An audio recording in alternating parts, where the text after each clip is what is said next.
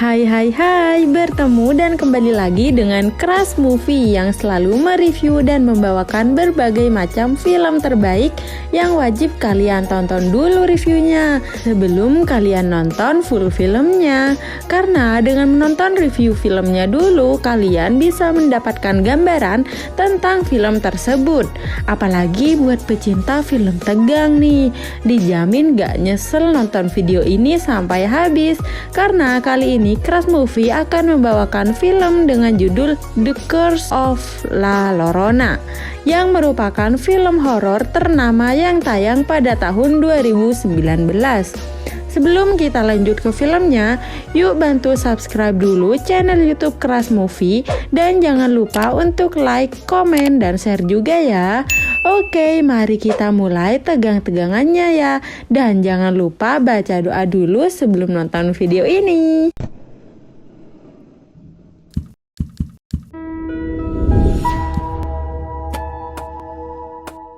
Scene awal film ini adalah terdapat satu keluarga bahagia yang sedang bermain petak umpet di ladang.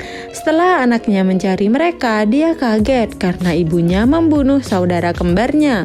Anak ini akhirnya berlari ketakutan dan dikejar terus oleh ibunya. Di sebuah rumah ada dua anak yang bersiap-siap berangkat sekolah dengan ibunya. Ibunya bekerja di kantor polisi sebagai detektif dan menjaga hak anak-anak kecil yang diperlakukan secara kasar oleh orang tuanya. Tapi tiba-tiba tugas temannya yang menjaga anak Patricia dialihkan kepada dirinya. Sesampai di rumah Patricia melarang masuk. Dia seperti menyembunyikan sesuatu. Dia bilang kalau dia akan membantu mengamankan anak-anaknya. Setelah Anna masuk, dia tidak melihat anak-anak Patricia. Patricia seperti mabok dan ketakutan, guys. Anna terus masuk ke rumahnya mencari anak-anak Patricia sampai ada ruangan yang digembok. Anna curiga anak-anaknya dikurung. Dia akhirnya membuka pintu itu walaupun Patricia melarangnya. Polisi menahan Patricia dan Anna akhirnya membebaskan anak-anak Patricia. Anna akhirnya mengantarkan anak-anak Patricia ke panti asuhan.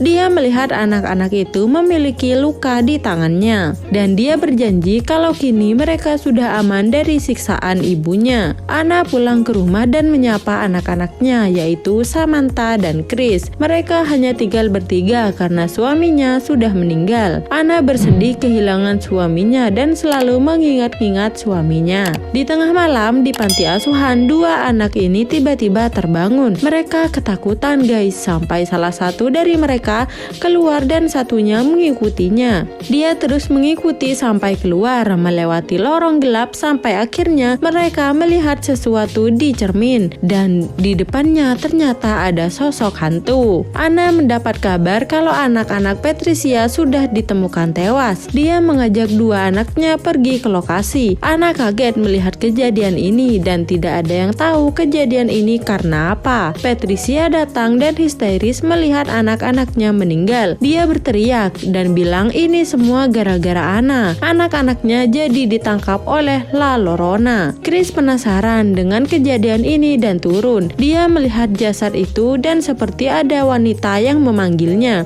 Dia menghampiri dan melihat dia sedang menangis. Wanita itu bilang, "Putraku, ibu ingin terus bersamanya." Dia memegang tangan Chris sampai terluka. Chris kabur kembali ke mobil membangunkan adiknya, tapi wanita itu terus mengejarnya dan membuat mereka berdua ketakutan. Untungnya mereka berhasil selamat dari wanita itu alias La Llorona. Anna datang dan melihat anak-anaknya sudah ketakutan. Keesokan harinya Anna menghampiri gereja. Di sana ada ritual pembersihan. Dia ditemani oleh penjaga gereja yang juga melihat acara ini. Anna bertanya pada penjaga gereja tentang La Llorona. Dia bercerita kalau dulu dia adalah wanita paling cantik dan menikah dengan pria yang dia cintai. Tapi saat keluarganya bahagia, dia melihat suaminya selingkuh dan dia marah dengan cara menenggelamkan anak-anaknya ke sungai hingga tewas. Tapi setelah sadar, dia malah menyesal dan ikut menenggelamkan diri bersama anak-anaknya.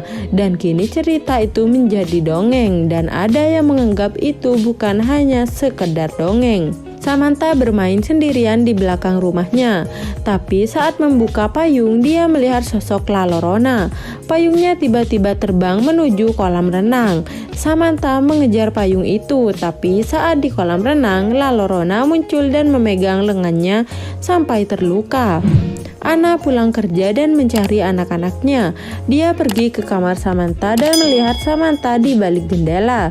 Dia meringis kesakitan karena luka di tangannya, tapi dia bilang dia terjatuh dari ketinggian. Mulai saat itu, Samantha dan Chris jadi pendiam. Saat ada teman Anna yang menghiburnya, dia juga tidak berpengaruh apa-apa.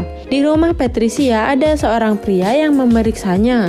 Dia mengambil sampel darah yang ada di meja. Anna juga menyelidiki berkas-berkas tentang keluarga Patricia. Setelah dilihat-lihat, ada foto lengan anak Patricia yang lukanya mirip dengan luka di tangan Samantha. Dia kaget dan pergi ke kamar anak-anaknya. Dia berjalan dan mengunci semua rumah. Di ruang kerja suaminya, dia melihat Chris bermain pintu. Ternyata Chris sedang tertidur. Dia seperti tertidur sambil berjalan, tapi pintunya tiba-tiba terbuka angin dan seperti ada yang akan masuk. Chris kembali tidur dan Anna seperti diganggu oleh sesuatu. Seperti ada orang yang masuk ke ruang kerja suaminya dan dia melihat penampakan La Llorona di cermin Samantha. Tapi tiba-tiba La Llorona muncul dan menampakkan diri. Setelah pintu dibuka oleh anak-anaknya, mereka kaget kenapa Anna berteriak. Di pagi hari dia menceritakan kejadian semalam pada Patricia yang kini ada di penjara. Dia juga ikut berduka akan kepergian anak-anak Patricia. Patricia bilang dia bukan mengurung anak-anaknya, tapi dia melindungi anak-anaknya dari La Llorona.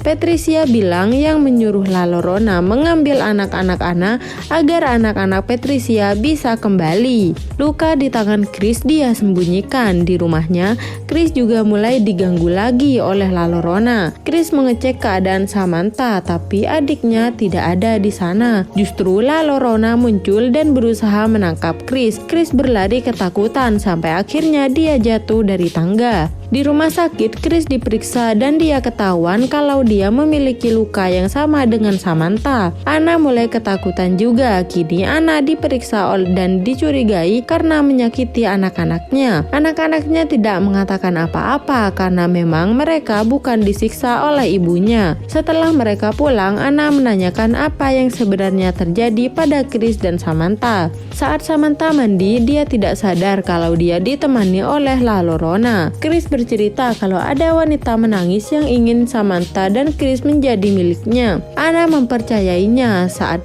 akan bilasat, Samantha sadar kalau itu bukan ibunya. La Llorona tiba-tiba menenggelamkan Samantha. Samantha berontak dan untung kedengaran oleh Anna. Anna akhirnya langsung berlari dan menyelamatkan Samantha. La Llorona muncul di belakang dan juga melukai lengan Anna dan berusaha mengambil Chris dan Samantha. Esoknya mereka mengadukan kejadian ini pada penjaga gereja. Dia menyarankan Anna pergi ke seseorang yang dulunya adalah seorang pendeta, tapi dia kini menjadi orang yang bisa mengatasi hal-hal seperti ini secara tidak lazim. Anna dan anak-anaknya pergi ke rumahnya. Dia bilang dia juga pernah melihat La Llorona, tapi tidak secara langsung. La Llorona sangatlah jahat karena dia berasal dari roh kegelapan. Pria bernama Raphael ini mau membantu mereka dengan cara melakukan ritual penangkapan La Llorona. Di rumahnya, Raphael mulai menyuruh menggosokkan bawang putih ke seluruh benda di rumahnya. Setelah itu, dia mengetes dengan memecahkan telur yang isinya berwarna hitam pekat. Anna awalnya tidak percaya karena ini seperti sulap. Sampai akhirnya telur lainnya juga tiba-tiba pecah dengan cairan hitam. Mereka menyiapkan alat-alat untuk melakukan ritual seperti menyusun lilin